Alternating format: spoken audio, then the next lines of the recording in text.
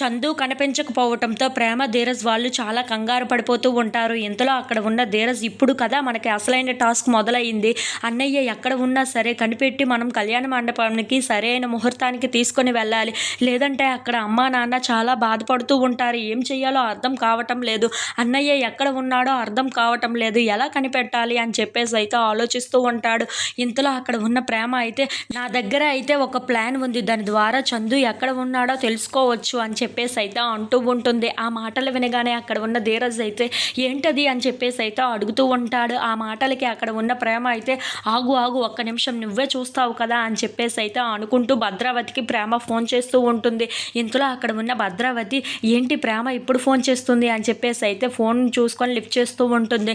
ఇంతలో అక్కడ ఉన్న ప్రేమ, అత్త నీతో ఒక ముఖ్యమైన విషయం మాట్లాడాలి అని చెప్పేసి అయితే అంటూ ఉంటుంది. ఆ మాటలు వినగానే అక్కడ ఉన్న భద్రావతి అయితే, ఏంటో నువ్వు నాతో ముఖ్యమైన విషయం ఏదో మాట్లాడాలి అంటున్నావు, అదేంటి అని చెప్పేసి అయితే అడుగుతూ ఉంటుంది.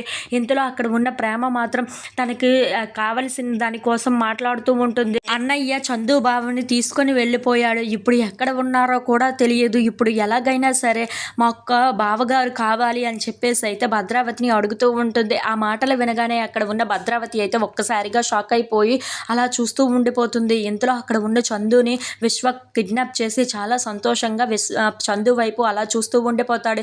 ఇప్పుడు కదా నాకు అసలైన కిక్కు వస్తుంది అని చెప్పేసి అయితే అనుకుంటూ ఉంటాడు.